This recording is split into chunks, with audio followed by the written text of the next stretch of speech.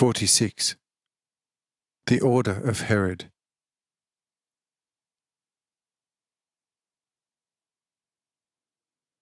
Zinka.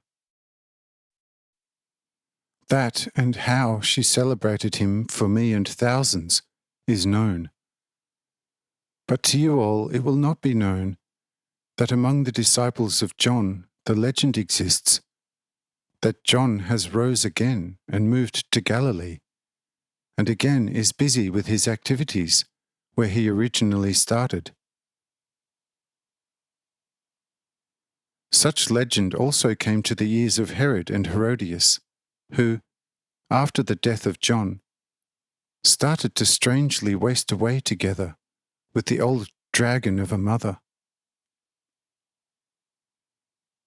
This filled the hearts of Herod and Herodias with great and mighty fear. And therefore Herod sent me, as a proven friend of the victim, out to bring him back to Herod, so that Herod could repay him for the great suffering which he brought over him. Also Herodias cried over every hour in which she listened to her mother, and now liked to reconcile with the offended John again. I just know it too well that John did not rise again. But I myself heard from the mouth of John that a great prophet has risen in Galilee, whom he is not worthy undoing his shoelaces. I said this to Herod, and he said to me, "Go anyway and bring him to me, of whom John spoke with such great respect, since he can possibly help us as well." I also told him what I have heard about the great prophet, namely that he performs extraordinary signs to emphasize his teachings. I told him that the prophet from Galilee awakes the dead and moves mountains, and controls a storm and similar unheard of things.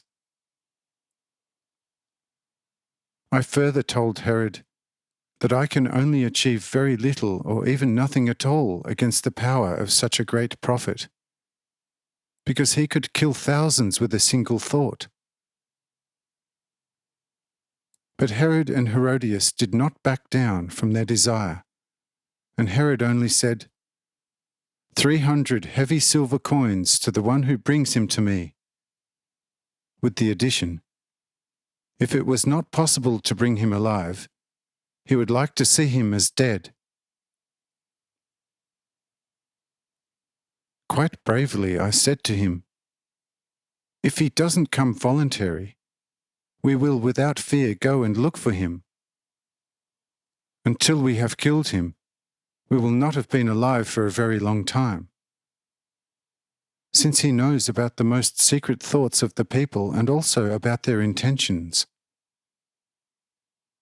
Therefore he will kill us before we even have seen him. When this is the case, I really do not see the reason why we should go after him." But he said to me, "I want it, and my will is good. If the prophet is good, he will also recognize my will as good and will come to me. That I will not do to him what I have in my blindness done to John proves my tears for the good John.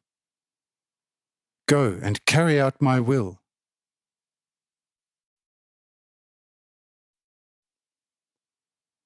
Thereupon we went out and are therefore here, until now completely unsuccessful, although we are already travelling around Galilee for 9 weeks with the same intentions. In the meantime, I have sent numerous messengers to Herod to clearly explain to him our fruitless mission, but to no avail. He knows it from other sources that either the risen John or the great prophet are present in Galilee and performing great signs. We therefore should do everything to get hold of him. Every laziness from our side will be most strictly avenged.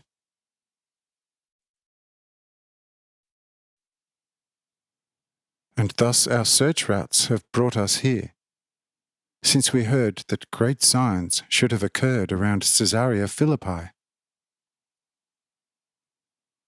We actually found nothing here, other than the totally burned down city, an area which was devastated by the cardinal storm from yesterday, and you, the most rigorous Romans. Provide for us and free us from the fool who cannot be trusted in his fury, and we will be grateful to you. Of that you can be completely sure of. What I have told you now is the fullest truth. You know now precisely how things are standing. Act now according to what is right and in fairness. Once you Romans are our masters, we are no longer interested in Herod. We are prepared to serve you 1,000 times more faithfully than the old fool and brute, since with you there is at least some of a human attitude, where Herod is a monster when struck by his fury.